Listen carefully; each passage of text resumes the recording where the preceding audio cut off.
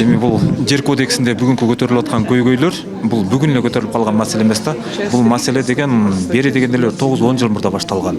Ушул маселелер башталгандан бери эле мындай бир Атамбаевдин учурунда мурунку президенттердин Сооронбай Жээнбековдин учурунда да болгон ушул эле маселе.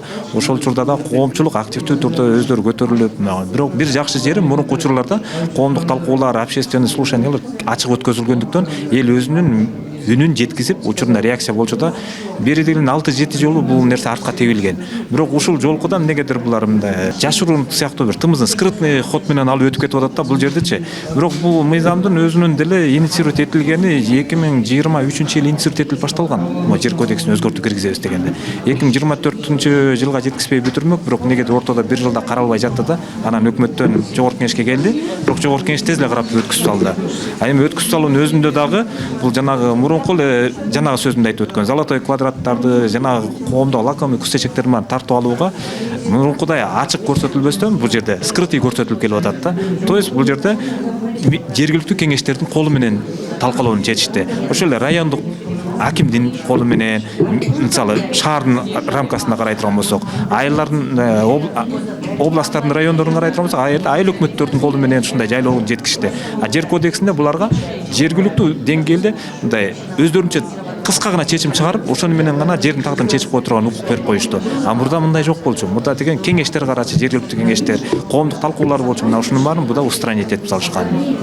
А если взять за пример только Бишкек, что в Бишкеке может измениться с принятием этого измененного кодекса?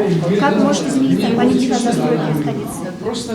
Биринчиден бир коркунуч жаралып аткан нерсе бул жарандардын үйлөрүн жанагы кыргызчасы жеткиликтүү компенсация төлөнүп деп койду, орусчасы достаточный цена менен определять этилет деп. Достаточный оценка, достаточный компенсация деген бул канча экендиги мыйзамда бул ал терминге түшүнүк да берилген эмес. Биринчиден бул баягы закон деген нарыгы чөйөлсө болуп турган растяжимый понятие деп койду эмеспи? Бир $100,000, $100,000 мүлкүн бул нерсе менен соттун чечими деп туруп, балким $100,000 эмес, $50,000 баалап коюш мүмкүн. Даже $1000 баалап коюш мүмкүн. Сизге ушул жетиштүү баа деп салыш мүмкүн да. Мындай коркунучтар бар. А реновация менен толук байланышы бар. Мурунку жанагы буга чейинки кабыл алынган, буга чейинки көтөрүлүп бир кабыл алынбай калган мыйзамдарда ошо реновацияны ачык талкубайт этишчи да чиновниктер. А бул жолку реновация боюнча сөз айтышкан жок. Неге дегенде реновацияны булар жогорку кеңеш кабыл алган жер кодексин президент кол койгондон кийин анан баягы токтомдор чыгат тийиштүү жергиликтүү деңгээлдерде. Ошондо талкубайт этип баштайт эмеспи? Ошондо реновация деген терминди кошушат да. Анткени реновация деген сөз бул эскирген үйлөрдү, мындай частный секторлорду бузуп туруп, ордуна жаңы имараттарды курабыз деген нерсе менен тартып алуу менен түшүнөт экен коомчулук деп, булар ошодон чоочулап, муну жашырып отурушат.